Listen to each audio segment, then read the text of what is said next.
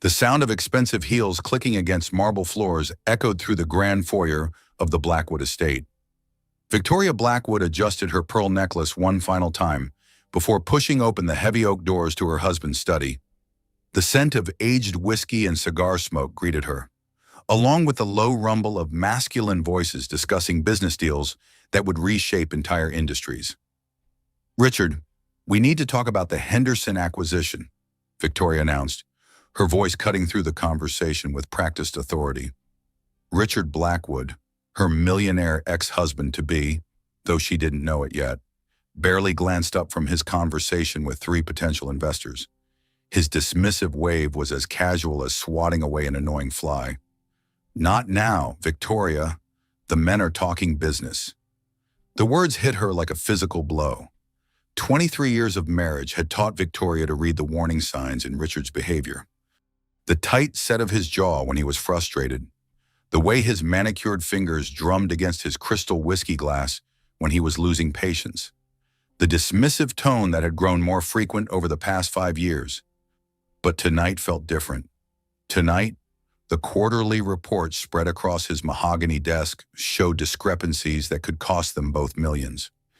Tonight, Victoria had discovered financial irregularities that demanded immediate attention, regardless of Richard's precious investor meeting. "This affects both our portfolios. Richard, the Henderson deal could cost us everything if you don't listen to what I found." The room fell silent. 3 sets of expensive suits turned to stare at her with varying degrees of annoyance and surprise.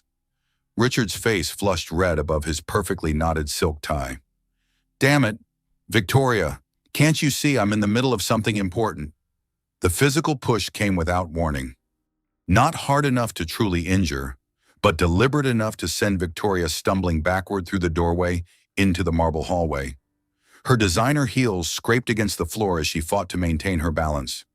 The study door slammed shut with a resounding bang that echoed through their sprawling Connecticut mansion, leaving her staring at the polished wood while masculine voices resumed their conversation behind it. Victoria stood in the hallway for a long moment, her reflection staring back at her from the antique mirror hanging opposite the study. 51 years old, impeccably dressed, perfectly coiffed, and completely invisible to the man she had spent more than 2 decades building an empire alongside. The woman in the mirror looked like someone who had everything money could buy. Designer clothes, professional makeup, jewelry worth more than most people's houses, but her eyes told a different story. They were the eyes of someone who had been slowly disappearing, piece by piece, decision by decision, until she barely recognized herself. 23 years, Richard," she whispered to the closed door. "And you just made your biggest mistake." Victoria walked slowly toward the grand staircase, her footsteps muffled by the Persian rugs that decorated their home. Each step felt like waking up from a dream she hadn't realized she was having. The push had been physical, yes, but it represented something much deeper.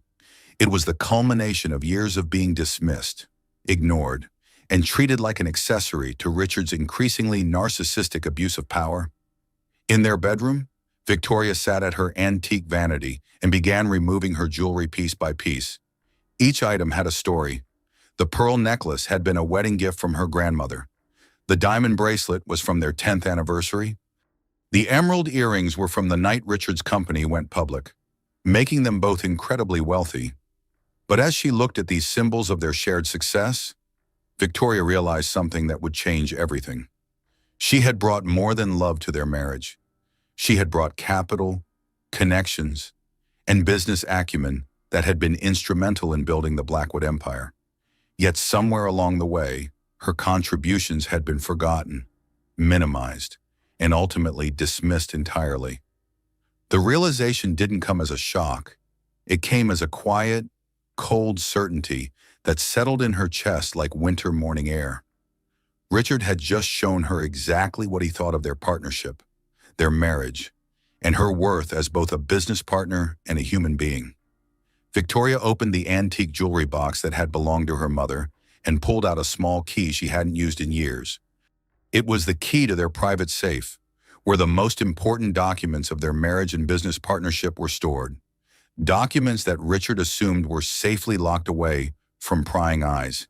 Documents that might reveal just how much power Victoria actually possessed. As she prepared for bed, Victoria's mind was already working through possibilities. Richard thought he held all the cards in their relationship. He controlled the day-to-day operations of their business. He made the major financial decisions. He networked with investors and politicians who could make or break their empire.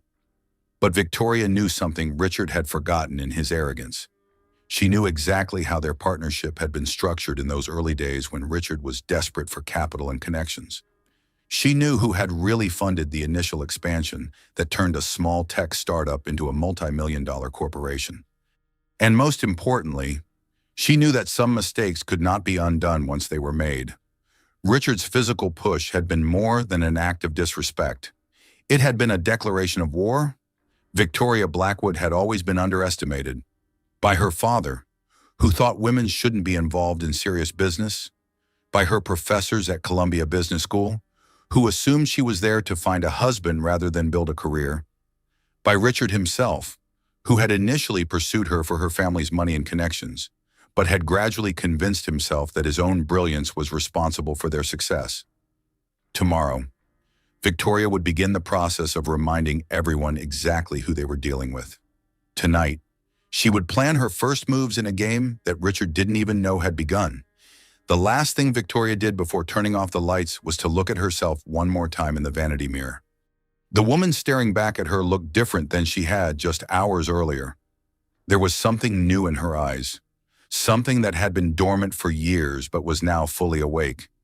It was the look of a woman who had just remembered her own power. The next morning found Victoria in her pristine kitchen at 6 a.m., exactly 3 hours before Richard typically emerged from their bedroom. The coffee machine hummed quietly as she spread financial documents across the granite island that served as the heart of their domestic life. Morning news played softly in the background, but Victoria's attention was focused entirely on the papers before her. These weren't the quarterly reports she had tried to discuss with Richard the night before. These were older documents, pulled from their private safe before dawn while Richard slept off his whiskey-fueled investor meeting. Documents that told the real story of how Blackwood Industries had been built. Mrs. Blackwood Sarah Chen, Victoria's 28-year-old assistant, appeared in the kitchen doorway carrying a leather portfolio. "I brought the quarterly reports you requested, along with the research on the Henderson acquisition." Sarah had been working for Victoria for 3 years, initially hired to manage Victoria's extensive charity work and social obligations. But Victoria had quickly discovered that the young woman had a sharp mind for business and an even sharper eye for detail. "Sarah, in all your research into our financial structure, have you ever looked closely at the actual ownership documents for Blackwood Industries?" Sarah set down her portfolio and poured herself a cup of coffee from the machine. "Well, I always assumed it was a 50-50 partnership between you and Mr. Blackwood. That's what all the business publications report." Victoria smiled for the first time since the previous evening. "That's what everyone assumes, including my dear husband." She pulled out a manila folder from the safe documents and opened it to reveal a signature page from 1998. The paper was slightly yellowed with age, but the legal language was crystal clear. "Sarah, what do you see when you look at this ownership structure?" Sarah studied the document carefully, her expression changing as she read through the legal terminology. "Mrs. Blackwood, this shows you as the majority shareholder. 51% of Blackwood Industries. My father always told me never to give up complete control, even in marriage. Especially in marriage, actually. Richard was so desperate for my family's investment capital back then. He would have signed anything I put in front of him." Victoria remembered those early days with perfect clarity. Richard had been brilliant but broke, a tech entrepreneur with revolutionary ideas but no money to implement them. Victoria had been fresh out of Columbia with her MBA, armed with a trust fund from her father's manufacturing empire and connections throughout New York's financial community. The marriage had been passionate and pragmatic in equal measure. Richard got the funding and legitimacy he needed to build his company. Victoria got a partnership with someone whose vision matched her own ambition. It had been the perfect arrangement for two people who understood that love and business success were not mutually exclusive. But somewhere in the intervening years, as their wealth grew and their social status climbed, Richard had begun to rewrite their history.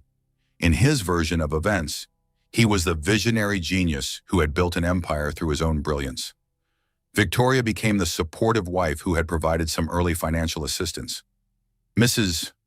Blackwood," Sarah said carefully, "if you control 51% of the company, then technically you have final approval authority over all major decisions, including acquisitions that could cost us millions of dollars." Victoria's phone buzzed with a text message from Richard. "Playing golf with Henderson and his team today? We'll discuss final details. Don't wait up." The casual dismissiveness of the message was exactly what Victoria had come to expect. Richard conducting major business negotiations without consulting her had become routine. Her input was no longer requested or apparently needed. But looking at the ownership documents spread across her kitchen island, Victoria realized that Richard's confidence was built on a fundamental misunderstanding of their legal relationship. He had been making decisions for years as if he controlled the company, when in reality, Victoria could override any decision he made. "Sarah, I want you to do something for me." Very quietly, "I want you to research the Henderson acquisition from a different angle. Instead of looking at why it might be profitable, I want you to look at what could go wrong. What kind of problems should I look for? Everything: environmental issues, labor disputes, regulatory problems, hidden debts. If this deal has any skeletons in its closet, I want to know about them before Richard signs anything." As Sarah left to begin her research, Victoria found herself thinking about the moment when she had first fallen in love with Richard Blackwood. It had been at a tech conference in Silicon Valley. She was there representing her father's investment firm, looking for emerging companies that might be worth backing. Richard had been presenting his vision for what would eventually become their flagship software platform. He had been magnetic on stage, confident without being arrogant, visionary without being unrealistic. After his presentation, Victoria had approached him with what she thought was a straightforward business proposition: her family's money in exchange for a significant ownership stake in his company. Richard had been intrigued by more than just her investment offer. Their first dinner meeting had lasted until 3 in the morning as they discussed business strategy, technology trends, and their shared belief that the internet would fundamentally change how people worked and lived. 6 months later, they were married. 12 months after that, Blackwood Industries was incorporated with Victoria as the majority shareholder and Richard as the chief executive officer. It had been the perfect partnership between vision and capital, ambition and pragmatism. But successful partnerships require mutual respect and ongoing communication. And respect, Victoria was learning, was something that could erode so gradually that you didn't notice it was gone until someone pushed you out of your own business meeting. The irony was not lost on her.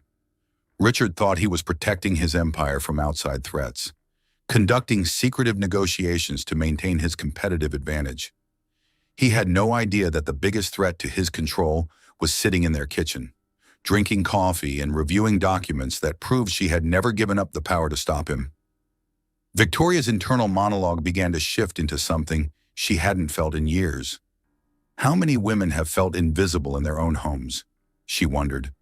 How many of us have been pushed aside, literally or figuratively, while the men in our lives make decisions about our future? How many of us have forgotten that we once had power, only to rediscover it in moments of crisis? The awakening was not dramatic. It was quiet and methodical, like dawn breaking over the Connecticut hills outside their kitchen windows. But it was irreversible. Victoria Blackwood was remembering who she had been before she became Richard's wife. She was remembering the woman who had negotiated million-dollar deals before her 25th birthday. That woman was about to make her return.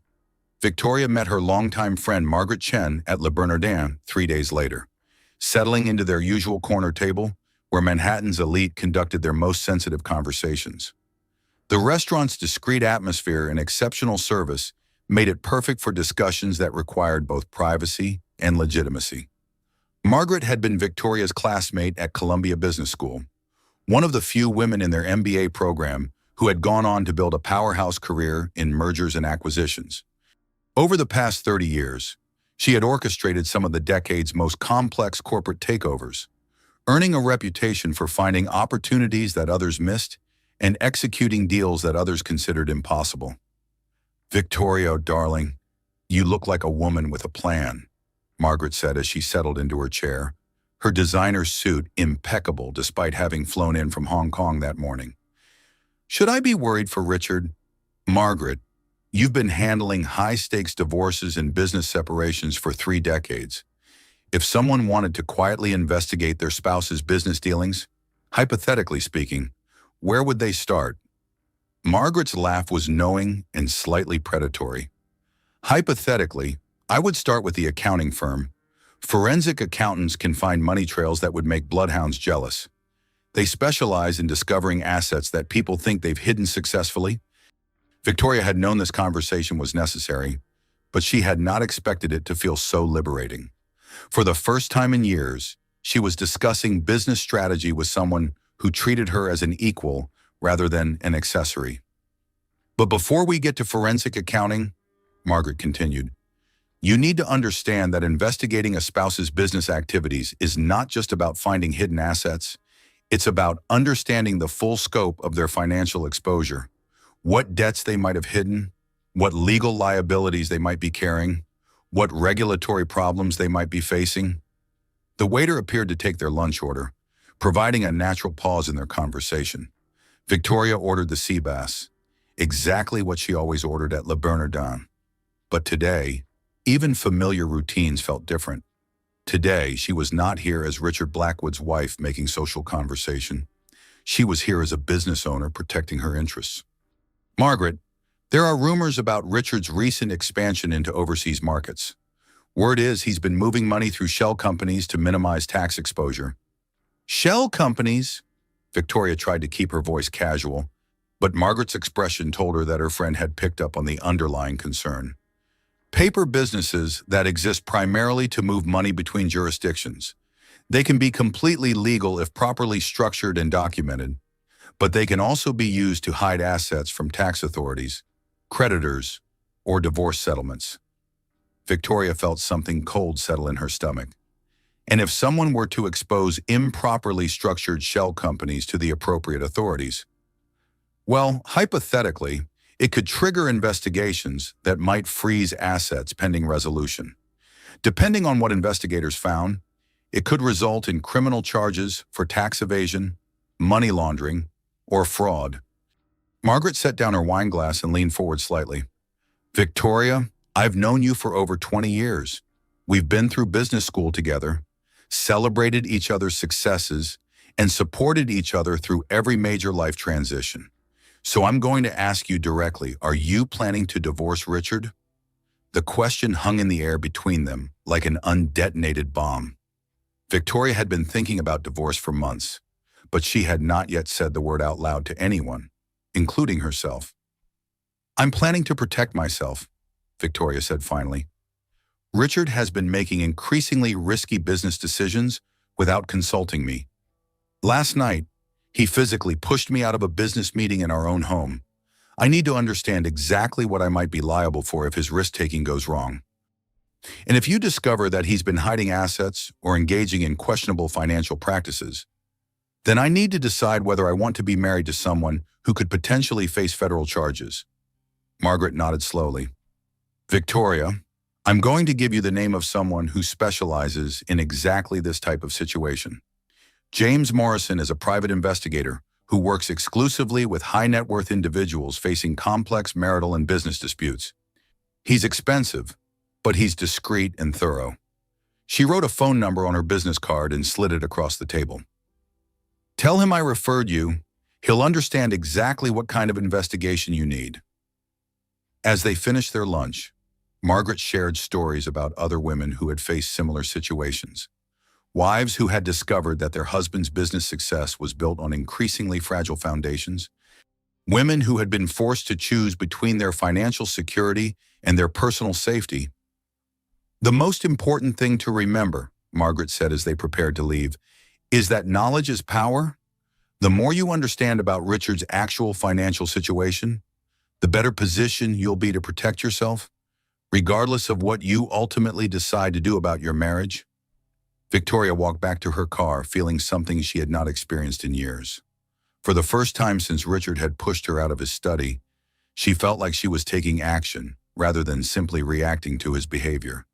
But as she drove home to their Connecticut estate, Victoria also felt the weight of what she was contemplating.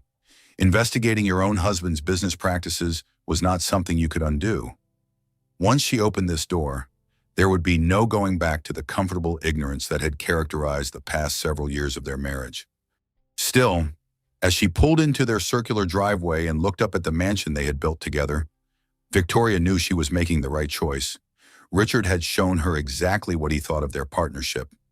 Now it was time for her to remember exactly what she was capable of when she stopped asking for permission and started taking control. The woman who had negotiated her first $1 million deal at 24 was still there. Underneath years of playing the role of the supportive wife, it was time to let her out. James Morrison's office occupied the 32nd floor of a gleaming Manhattan high-rise, with windows overlooking Central Park and walls lined with certificates that spoke to his expertise in financial crimes investigation. The space smelled like coffee and determination, with the quiet efficiency of someone who specialized in uncovering secrets that powerful people preferred to keep hidden. "Mrs. Blackwood," James said as he gestured for Victoria to take a seat across from his mahogany desk. "Margaret Chen told me you might need my particular expertise." James Morrison looked exactly like what Victoria had expected from a private investigator who worked exclusively with Manhattan's wealthy elite. Mid-50s, immaculately dressed, with the kind of calm confidence that came from 20 years of investigating people who thought they were too smart to get caught. "Mr. Morrison, I need to understand the full scope of my husband's business activities, particularly his recent expansion into international markets. Mrs. Blackwood, before we begin, I want you to understand exactly what this type of investigation entails. I don't just look at bank statements and business filings. I trace money through complex networks of shell companies, offshore accounts, and international transactions. Sometimes what I find can be problematic." Victoria had spent the 3 days since her lunch with Margaret preparing herself mentally for this conversation. She had reviewed every financial document she could access legally, spoken with their family attorney about hypothetical scenarios, and researched the potential consequences of various types of financial irregularities. "I understand the risks, Mr. Morrison. I need to know what those risks actually are." James opened a leather portfolio and began spreading documents across his desk. "I've already done some preliminary research based on publicly available information about Blackwood Industries. What I've found is going to surprise you." Victoria felt her heart rate increase slightly, but she kept her voice steady. "I'm listening." "Your husband has been moving money through 7 different offshore accounts over the past 18 months. Luxembourg, Cayman Islands, British Virgin Islands, and several others. But here's the interesting part. He's been doing it under both your names." The room seemed to tilt slightly as Victoria processed this information. "Both our names, Mrs. Blackwood, according to the banking records I've been able to access, you have been listed as a co-signatory on international transfer documents for the past 5 years. Documents that show your electronic signature authorizing transfers of significant amounts of money to offshore accounts." Victoria's mouth went dry. "Mr. Morrison, I have never signed any international transfer documents. I don't even know the account numbers for our offshore holdings." "That's what I was afraid you might say." James pulled out a manila folder containing photocopies of banking documents. Each page showed Victoria's signature, apparently authorizing transfers of hundreds of thousands of dollars to accounts she had never heard of. "Mrs. Blackwood, if these signatures are forged and based on your reaction, I believe they are then your husband has been committing federal crimes that could implicate you as either a co-conspirator or a victim." Victoria studied the documents, recognizing her signature style, but knowing with absolute certainty that she had never seen these papers before. The implications were staggering. "How much money are we talking about?" "Current estimate based on the transfers I've been able to trace. Approximately $57 million moved without your knowledge or consent. The number hit Victoria like a physical blow. $57 million represented a significant portion of their joint net worth. Money that Richard had been moving systematically while maintaining the pretense of consulting her on major financial decisions. There's more, Mrs. Blackwood. The Henderson acquisition that your husband is currently pursuing, he's planning to fund it primarily with money from these offshore accounts. Money that has been moved through questionable channels using forged authorization documents. Victoria's phone buzzed with an incoming call. Richard's name appeared on the screen. Mr. Morrison, would it be possible to record this conversation? In New York, only one party needs to consent to recording. If you answer that call, you can legally record whatever your husband says to you. Victoria activated her phone's recording feature and answered the call. Hello, Richard. Victoria, I need you to sign some transfer documents when I get home tonight. Just routine paperwork to finalize the Henderson funding structure.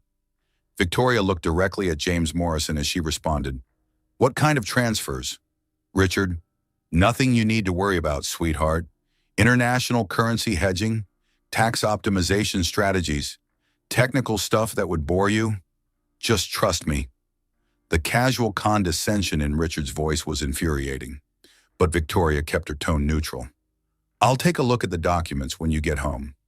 You don't need to read through all the details.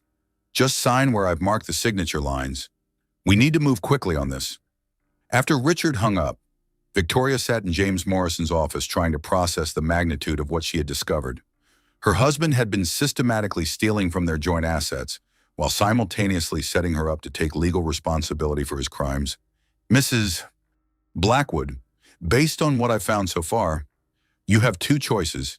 You can confront your husband directly and hope he voluntarily corrects the situation, or you can work with federal authorities to document the full scope of his activities before he has a chance to hide additional evidence. Victoria thought about the woman she had been 25 years ago. That woman would not have hesitated. She would have gathered every piece of evidence, consulted with the best attorneys, and methodically built a case that would protect her interests while holding Richard accountable for his actions. Mr. Morrison, I want you to document everything. Every forged signature, every questionable transfer, every piece of evidence that shows Richard has been operating without my knowledge or consent. And I want you to do it quickly, before he realizes what I've discovered. That's going to require working with federal investigators. The kind of documentation we need to prove forgery and unauthorized transfers requires forensic analysis that only law enforcement agencies can provide. Victoria felt the same cold certainty she had experienced the night Richard pushed her out of his study. Some decisions could not be unmade once they were implemented, but some situations required decisive action, regardless of the personal cost. Do whatever is necessary, Mr. Morrison. Richard has made his choice about how he wants to treat our partnership. Now I'm making mine. As Victoria left James Morrison's office, she realized that she had just crossed a line that would fundamentally change her life. She was no longer just investigating her husband's business practices. She was building a case that could potentially send him to federal prison. But as she thought about the $57 million he had stolen and the forged documents that could have implicated her in his crimes, Victoria felt no regret. Richard had been planning her destruction while pretending to love her. Now it was time for him to discover what happened when you underestimated Victoria Blackwood. Victoria spent the next morning at her favorite day spa, needing the familiar routine of massage and meditation to process everything James Morrison had revealed. But even in the relaxation room, surrounded by soft music and the scent of lavender, she could not escape the reality of her situation. Her marriage was not just failing, it was potentially criminal. The spa had always been Victoria's refuge from the pressures of wealth and social obligations. Here, she was not Mrs. Richard Blackwood, wife of a tech industry titan. She was simply a woman trying to find peace in an increasingly complicated world. Mrs. Blackwood. The spa attendant's voice was soft and apologetic. There's an urgent call for you at the front desk. The caller said it was regarding a family emergency. Victoria's first thought was of her elderly mother, who lived in assisted living in Florida. But when she reached the front desk, the caller was James Morrison. "Mrs. Blackwood, I need you to come to my office immediately. I've discovered something that changes everything we discussed yesterday." "What kind of something?" "The kind that requires immediate action. I can't discuss it over the phone." Victoria left the spa without finishing her appointment, driving into Manhattan with a growing sense of dread. James Morrison's voice had carried an urgency that suggested her situation was even worse than she had imagined. When she arrived at his office, James was waiting with a woman Victoria didn't recognize. Tall, blonde, and expensively dressed. She looked like she belonged in Richard's social circle. "Mrs. Blackwood, this is Amanda Richardson. She contacted me this morning after hearing through mutual acquaintances that I was investigating Blackwood Industries." Amanda stood to shake Victoria's hand, her grip firm and her expression serious. "Mrs. Blackwood, I'm sorry to meet you under these circumstances, but I think you need to know that your husband and I have been having an affair for the past 18 months. The words hit Victoria like a physical blow, but she managed to remain standing.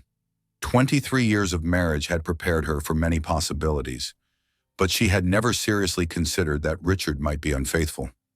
"I ended the relationship 6 weeks ago when I discovered that Richard had been using our connection to access my family's banking information. He's been using details about my trust fund to create fraudulent accounts that mirror my legitimate offshore holdings." Victoria sat down heavily in the chair across from James Morrison's desk. "He's been using multiple women to create false financial identities." "Mrs. Blackwood," James said gently, "Amanda is not the only woman Richard has been involved with.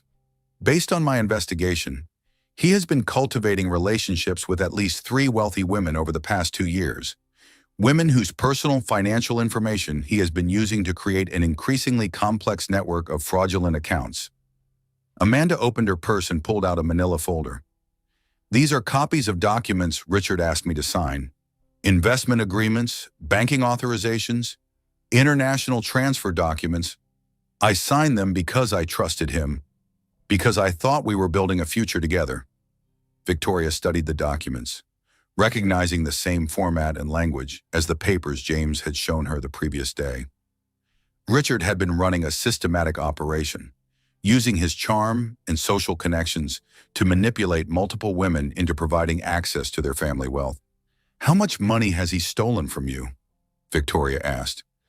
"Approximately $12 million from my trust fund, money that my grandmother left specifically for my children's education and my own retirement security." The scope of Richard's betrayal was becoming clear. He had not just been unfaithful to their marriage. He had been operating a sophisticated financial fraud scheme that victimized multiple women while using Victoria's name and reputation to legitimize his activities. "Mrs. Blackwood," James said, "there's something else you need to know. Richard has been planning to leave the country." Victoria felt the blood drain from her face. "What do you mean?" "He's been liquidating assets and moving money to accounts in countries that don't have extradition treaties with the United States. Based on the travel documents I've uncovered, he's planning to disappear within the next 30 days. The realization hit Victoria with stunning clarity. Richard had not been building their empire. He had been systematically destroying it while positioning himself to escape the consequences.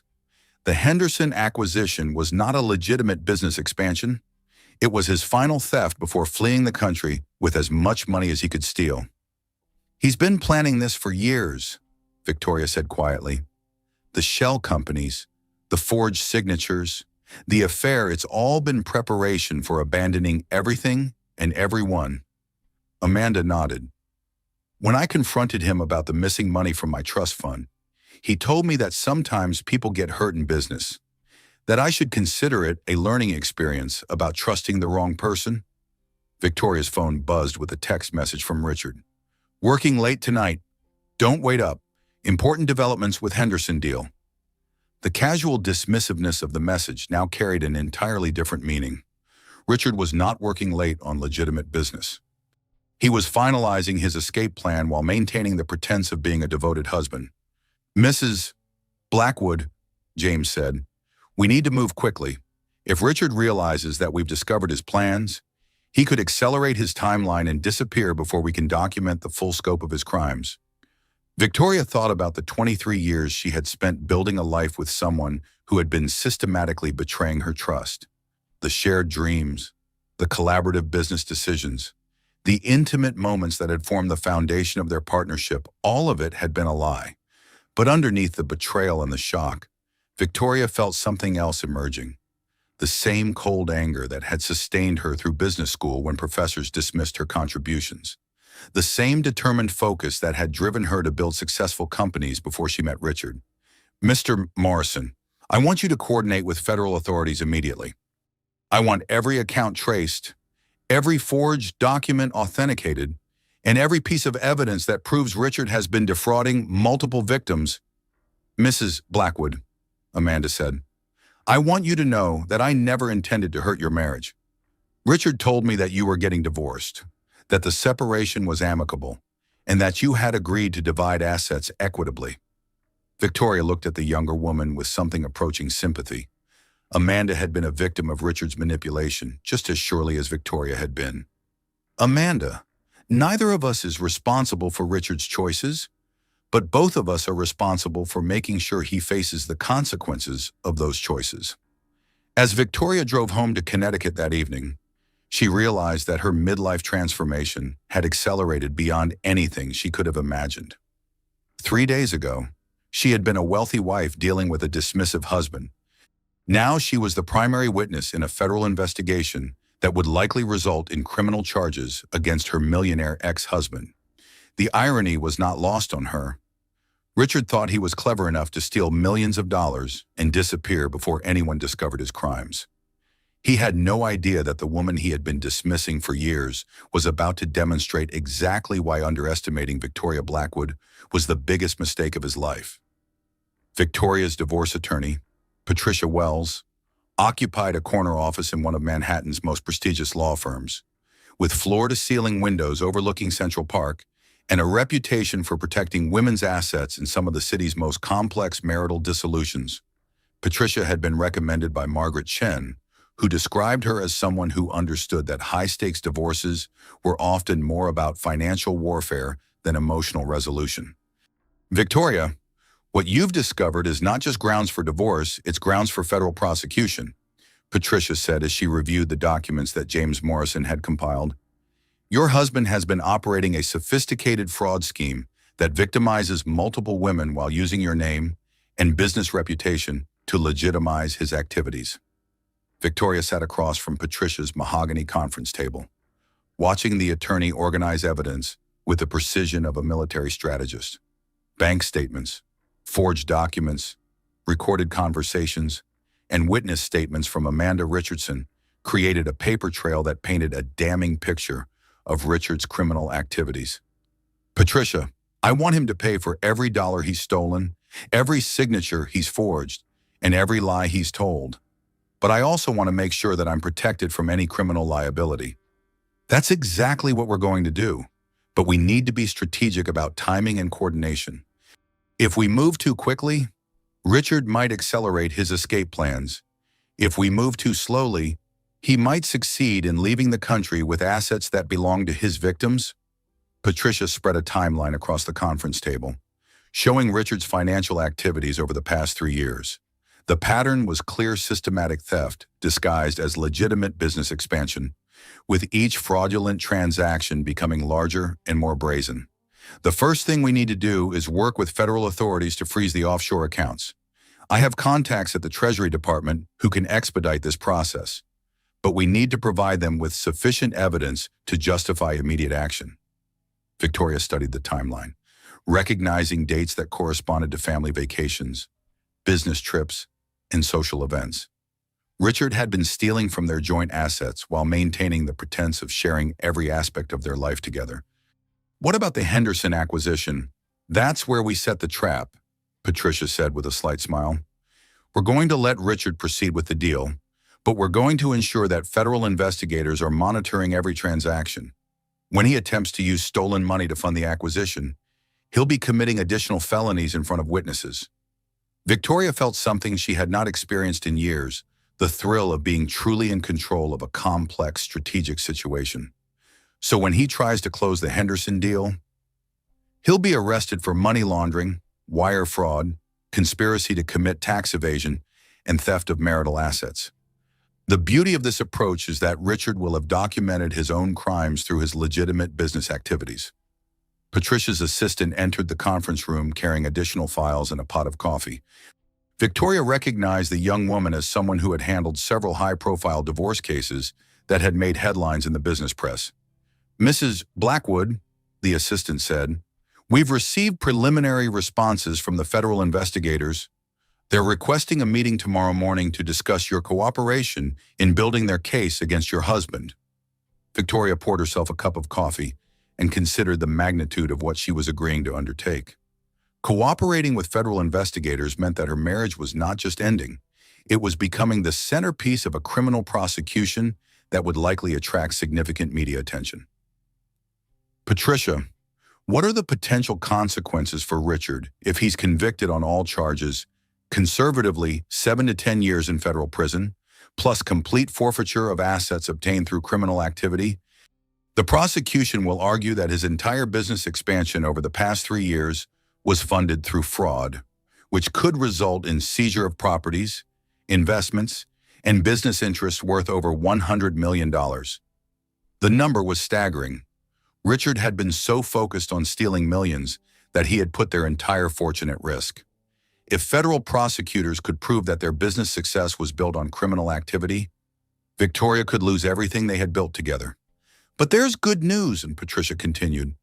"Because you've been cooperative from the beginning, and because we can demonstrate that you were a victim rather than a co-conspirator, you'll likely be able to retain assets that can be proven to have legitimate origins." Patricia pulled out a legal document that she had been drafting while Victoria met with federal investigators. "This is a petition for legal separation based on fraud and criminal activity. It immediately protects you from liability for Richard's future actions while preserving your rights to legitimate marital assets."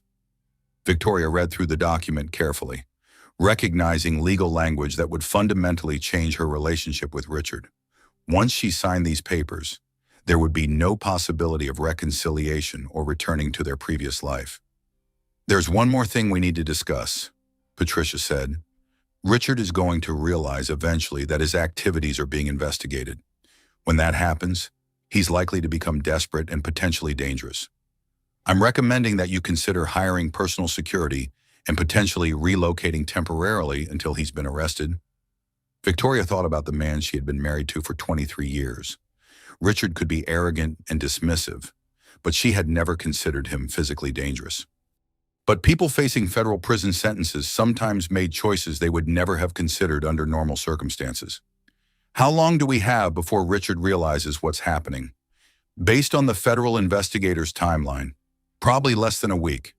They want to coordinate the asset freezes with his arrest to minimize the possibility that he'll flee the country." Victoria signed the legal separation documents with a steady hand, watching her signature authorize the end of her marriage and the beginning of Richard's prosecution. The woman who had signed these papers was not the same person who had been pushed out of Richard's study just 1 week earlier. That woman had been uncertain, dismissed, and gradually disappearing under years of narcissistic abuse and financial manipulation. This woman was someone Victoria remembered from her early career, decisive, strategic, and absolutely committed to protecting her interests regardless of the personal cost. "Patricia, I want you to coordinate closely with the federal prosecutors. I want to make sure that Richard faces consequences, not just for what he's done to me, but for what he's done to Amanda Richardson and every other woman he's victimized." As Victoria left Patricia's office that evening, she realized that her midlife transformation was accelerating into something she had never anticipated. She was not just ending her marriage, she was dismantling a criminal enterprise that her husband had built using her name and reputation. The woman who walked out of that law firm was someone Richard Blackwood had never met. Someone he had been too arrogant and self-absorbed to recognize was emerging from years of being underestimated and dismissed. Tomorrow, that woman would begin the final phase of ensuring that Richard's betrayal became the foundation of his destruction. The Henderson acquisition dinner was held at the Four Seasons. in the private dining room where Manhattan's elite conducted business deals that would reshape entire industries. Victoria arrived separately from Richard, playing the role of the supportive wife attending an important business function while knowing that she was actually serving as an undercover witness for federal investigators. James Morrison had briefed her extensively on what to expect. Federal agents would be monitoring the restaurant's communication systems, recording every conversation that took place during the dinner. Victoria's role was to encourage Richard to speak openly about the funding sources for the Henderson deal, providing prosecutors with additional evidence of his criminal activities. "Victoria, darling, you look absolutely stunning tonight," Richard said as she joined the group at their reserved table. He kissed her cheek with the casual affection of someone who had no idea that his wife had spent the past week building a federal case against him. Victoria had chosen her outfit carefully, the red dress Richard had bought her for their 10th anniversary, paired with the diamond necklace he had given her when Blackwood Industries went public.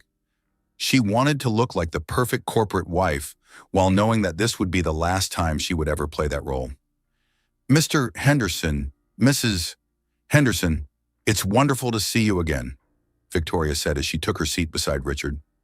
The Henderson family controlled a manufacturing empire that would complement Blackwood Industries' technology platforms, creating a vertically integrated operation worth over $500 million. "Richard has been so excited about this partnership," Victoria continued. "Haven't you? Darling, he's been working such long hours to make sure every detail is perfect." Richard smiled with the confidence of someone who believed he was about to close the deal of a lifetime. "The synergies between our companies are remarkable. When we combine Henderson's manufacturing capabilities with our software platforms, we'll be able to dominate markets across 3 continents." Mr. Henderson, a cautious businessman in his 70s, had built his empire through careful analysis and conservative decision-making. "Richard, your enthusiasm is infectious, but I want to make sure we're being realistic about the financial requirements. This kind of expansion requires significant capital investment." "Absolutely," Richard replied. "That's why I've been working so carefully to structure our funding sources. We're using a combination of traditional bank financing and international investment capital to minimize risk while maximizing growth potential." Victoria felt her heart rate increase slightly as Richard began discussing the funding structure that she knew was built on stolen assets and forged documents. Every word he spoke was being recorded by federal investigators who would use his own statements to prosecute him. "International investment capital," Mrs. Henderson asked. "That sounds intriguing. Are you working with European investors, or are you looking at opportunities in Asia?" "Both, actually," Richard said, warming to his subject. "We've been able to access offshore funding sources that provide excellent tax advantages while maintaining full regulatory compliance." Victoria knew that Richard's confidence was based on his belief that she remained ignorant of his criminal activities. He had no idea that the woman sitting beside him had spent the past week documenting every aspect of his fraud scheme. "Richard," Victoria said sweetly, "perhaps you should explain to our friends exactly how you've structured these offshore arrangements. I'm sure they would appreciate understanding the full scope of your financial planning." Richard's smile faltered almost imperceptibly as he looked at Victoria. For just a moment, she saw something flicker in his eyes, a brief uncertainty about whether her questions were innocent or calculated. "Well, the technical details would probably bore everyone," Richard said carefully. "The important thing is that we have access to the capital we need to make this partnership successful." Mr. Henderson set down his wine glass and leaned forward slightly. "Richard, I appreciate your confidence, but Henderson Industries has been successful for 50 years because we insist on transparency in all our business relationships. If we're going to merge our operations, I need to understand exactly where your funding originates." Victoria watched Richard's face as he realized that his vague explanations were not going to satisfy potential partners who had their own legal and financial advisors reviewing every aspect of the proposed deal. "Of course," Richard said, his voice carrying a slight edge of stress. "The funding comes from a diversified portfolio of international investments, properly managed through our offshore growth strategy to optimize tax efficiency while maintaining full compliance with all applicable regulations. Offshore growth strategy, Victoria asked, her voice carrying the same sweet tone she had used throughout their marriage when asking about business decisions. Could you be more specific about which jurisdictions you're using? I'm sure our friends would be interested in the sophisticated international planning you've developed. The room went quiet as everyone at the table recognized that Victoria was asking pointed questions about financial arrangements that Richard clearly preferred to keep vague. Mrs. Henderson glanced at her husband with the expression of someone who had attended enough business dinners to recognize when negotiations were taking an unexpected turn. Victoria, Richard said, his voice tightening, these are complex financial instruments that involve proprietary strategies. Perhaps we should focus on the operational synergies that make this partnership so exciting. But Victoria was not finished. She had spent 23 years being dismissed and excluded from important business discussions. Tonight, she was going to use Richard's own arrogance against him. I think our friends deserve to know that the money you're using to fund this acquisition has been moved through 7 different offshore accounts without the knowledge or consent of your business partners, Victoria said, her voice remaining perfectly calm and professional. The table went completely silent. Mr. Henderson's face showed the expression of someone who had just realized that the business deal he was considering might be far more complicated than he had understood. Victoria, Richard hissed, you don't know what you're talking about. I know exactly what I'm talking about. Richard, I also know that federal investigators are currently reviewing our accounts based on evidence I provided documenting systematic fraud and forgery spanning the past 3 years. Richard's face went white as he realized that Victoria was not asking innocent questions. She was systematically destroying his credibility in front of the very people he needed to trust him with hundreds of millions of dollars. The woman who had been pushed out of his study 1 week earlier was gone. In her place sat someone Richard had never encountered before, someone who understood exactly how to destroy him, using his own words and his own overconfidence. The restaurant erupted in controlled chaos as the business associates processed Victoria's devastating revelation. Mr. Henderson immediately excused himself to make urgent phone calls to his attorneys, while other potential investors began whispered conversations that Richard could hear but not control. "What the hell do you think you're doing?" Richard demanded, grabbing Victoria's arm as she stood to collect her purse. Victoria pulled away from his grip with the calm confidence of someone who had anticipated this moment for days. "I'm taking back control of my life, Richard. Something I should have done years ago. You'll destroy everything we've built together. Everything you've stolen. You mean there's a significant difference." Richard's face was flushed red with rage and panic as he realized that his carefully planned acquisition was collapsing in real time. "Victoria, you don't understand the consequences of what you're doing. These business relationships took years to develop. The only consequence I care about is making sure you face accountability for stealing $57 million from our joint assets while setting me up to take legal responsibility for your crimes." As if summoned by Victoria's words, 2 individuals approached their table with the purposeful stride of people who were accustomed to making arrests in high-end establishments. Victoria recognized Agent Sarah Coleman from their coordination meeting earlier that week. "Mr.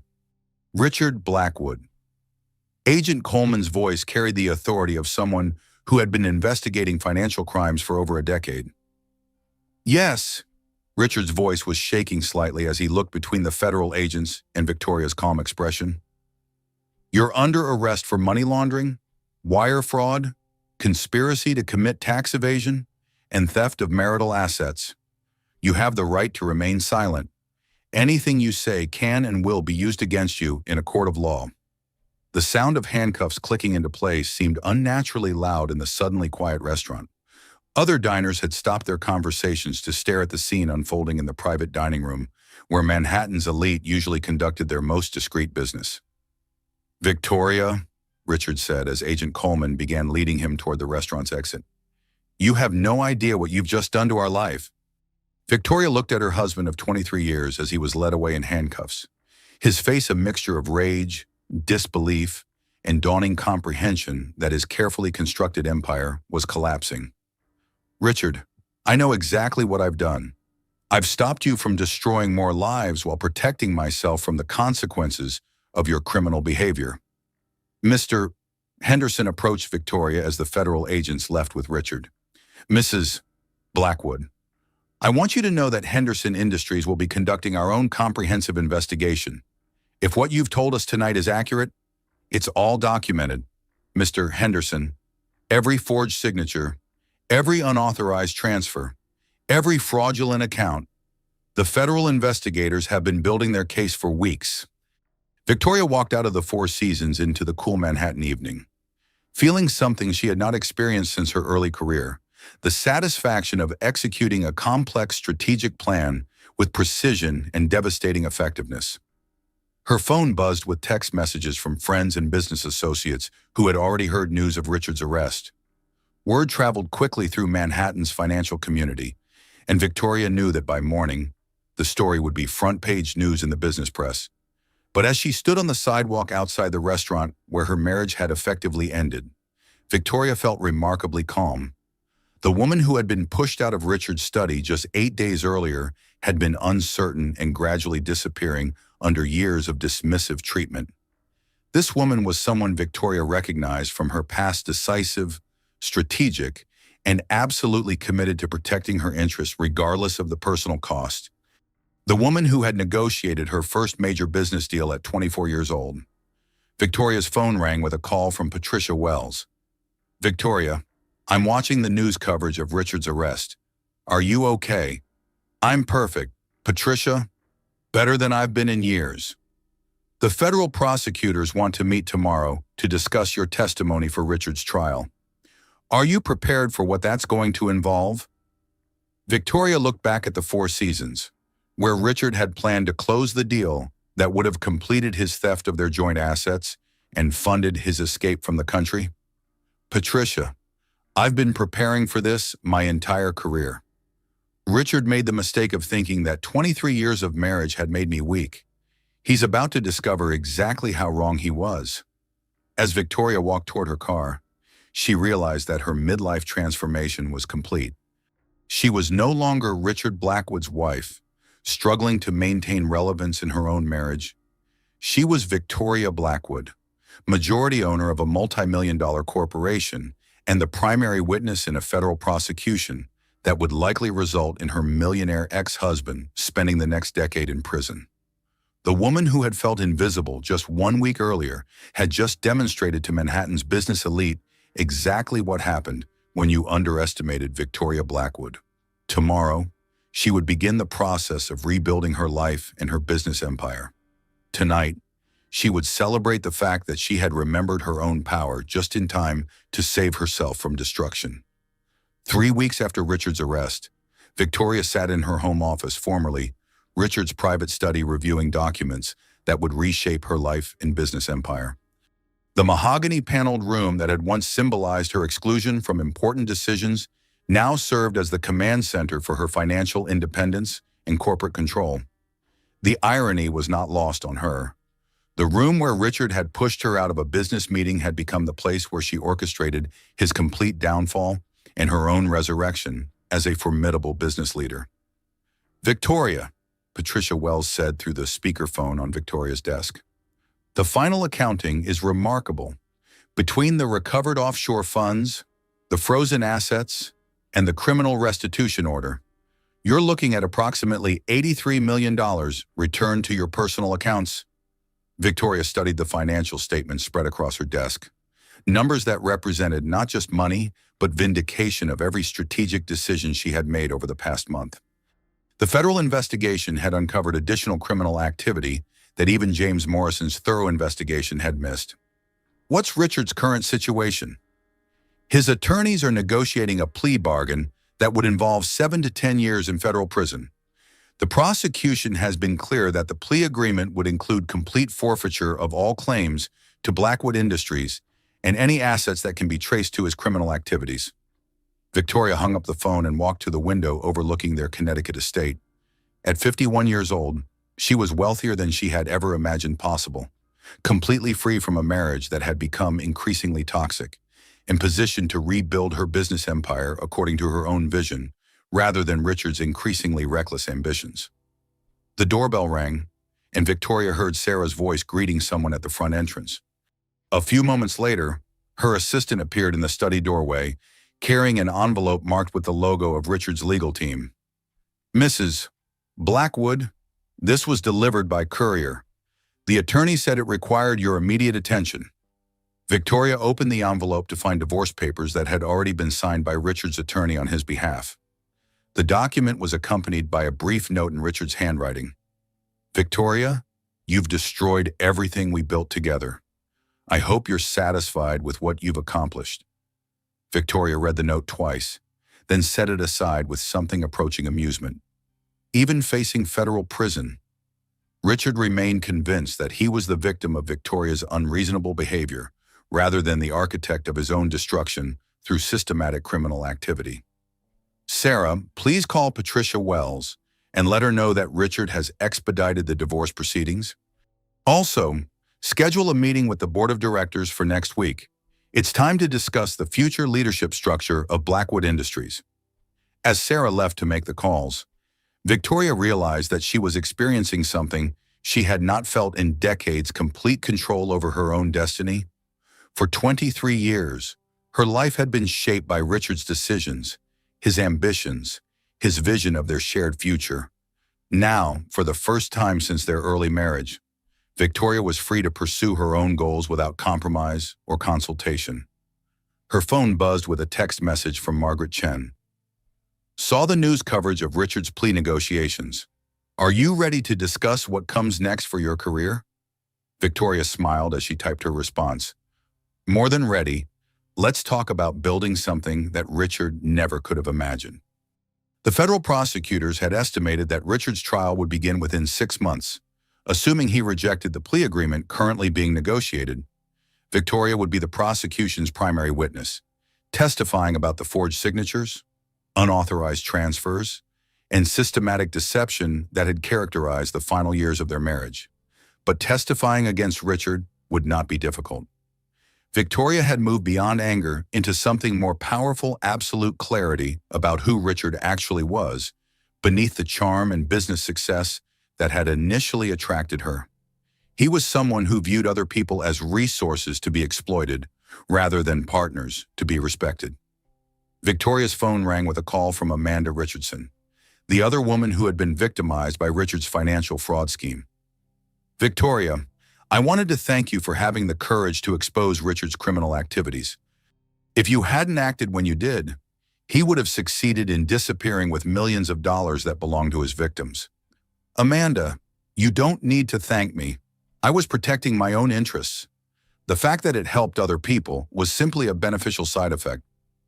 The federal prosecutors told me that Richard had been planning to leave the country within 2 weeks of when you initiated the investigation. You literally prevented him from escaping justice." After Amanda hung up, Victoria realized that her midlife transformation had accomplished something she had never anticipated. She had not just ended her marriage and recovered stolen assets. She had prevented Richard from destroying additional lives while building a criminal empire that could have operated for years before being discovered. The woman who had felt invisible in her own home just 1 month earlier had become the central figure in dismantling a multi-million-dollar fraud scheme that victimized women across Manhattan's social elite. Victoria opened her laptop and began drafting an email to the board of directors, announcing her intention to assume active leadership of Blackwood Industries. As the majority shareholder, she had always possessed the authority to make this decision. She had simply allowed Richard to convince her that her role should be advisory rather than executive. Tomorrow, she would begin implementing changes that would transform their technology company into something more aligned with her own values and vision. The first initiative would be a comprehensive audit of all business practices to ensure that no traces of Richard's criminal activities remain embedded in their corporate structure. The second initiative would be more personal.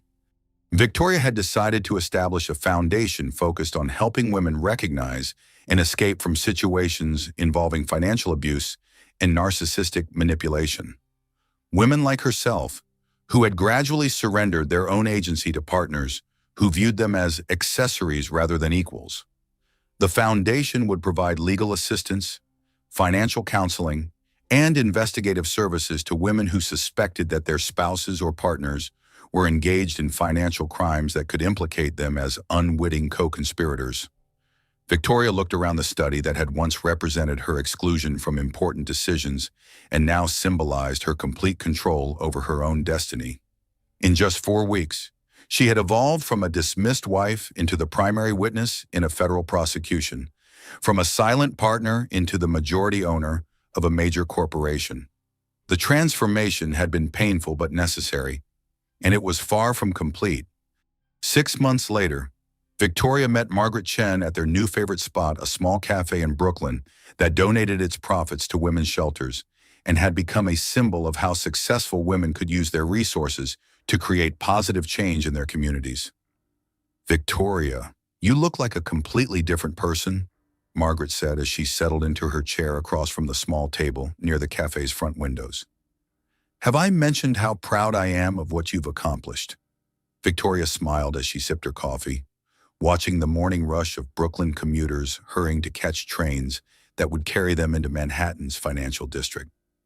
Each person represented a story, a struggle, and choices between accepting what life offered them and fighting for what they truly deserved.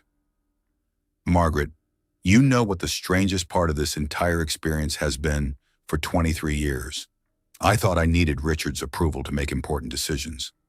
It turns out, the most important decision I ever made was learning to trust my own judgment.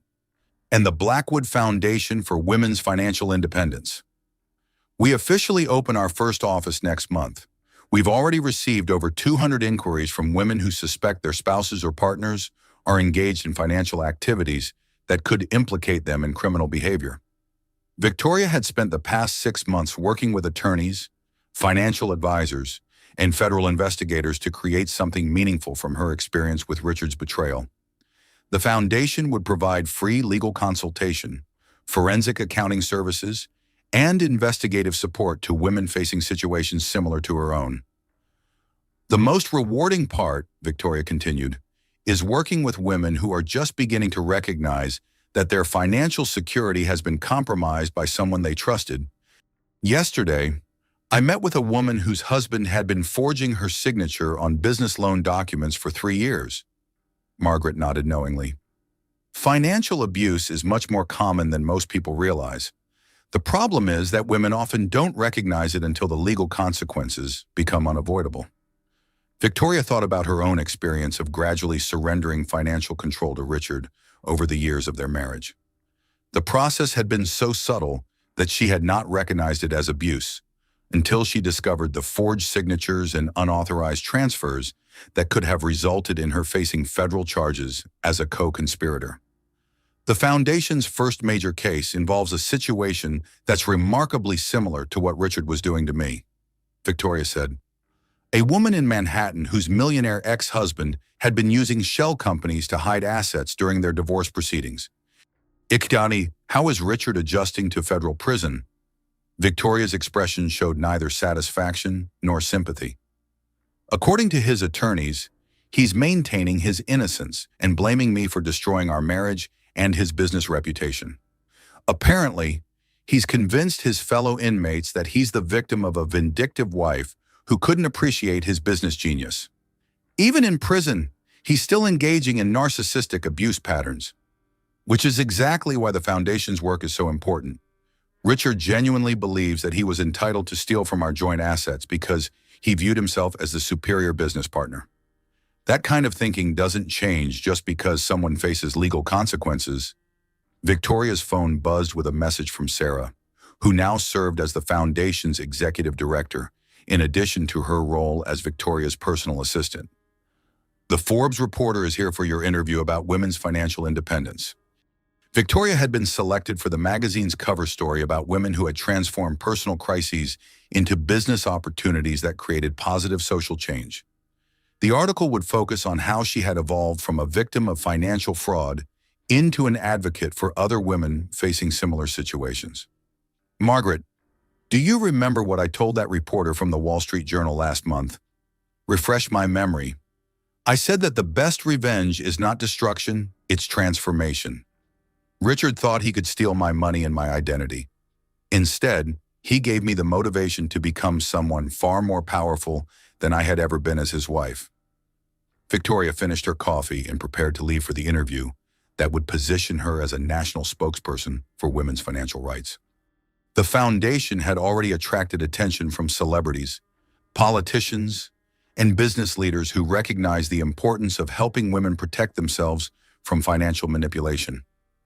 "You know what I've learned through this entire experience," Victoria said as she stood to leave. "Some women are born fighters. Others have fighting thrust upon them by circumstances they never anticipated. But either way, we have the capacity to not just survive, but to transform our lives in ways that seemed impossible before we were tested." Margaret hugged her goodbye with the warmth of someone who had witnessed Victoria's complete transformation, from dismissed wife to formidable business leader and social advocate. As Victoria walked toward her car, she reflected on the journey that had brought her from Richard's study to this cafe in Brooklyn. The woman who had been pushed out of that business meeting 8 months earlier had been uncertain, gradually disappearing under years of dismissive treatment and financial manipulation. This woman was someone Victoria recognized from her early career, decisive, strategic, and absolutely committed to using her success to create opportunities for other women facing similar challenges. The foundation's first client had been a woman whose husband was hiding assets in offshore accounts during their divorce proceedings. Victoria had been able to connect her with forensic accountants and federal investigators who discovered a fraud scheme that had been operating for over 5 years. "Some women are born fighters," Victoria said to herself as she drove back toward Manhattan. "Others have fighting thrust upon them. Either way, we always find a way to win." Her phone rang with a call from a producer at CNN who wanted to discuss Victoria's appearance on a segment about financial abuse in high-income marriages. The story of her successful prosecution of Richard had resonated with women across the country who recognized similar patterns in their own relationships. Victoria answered the call with the confidence of someone who had learned that her most devastating personal crisis could become the foundation for her most meaningful professional achievement. She was no longer Richard Blackwood's wife, struggling to maintain relevance in her own marriage. She was Victoria Blackwood, majority owner of a successful technology company, founder of a national foundation for women's financial independence, and living proof that being underestimated could be the greatest advantage of all. The woman who had once felt invisible had become impossible to ignore, and she was just getting started.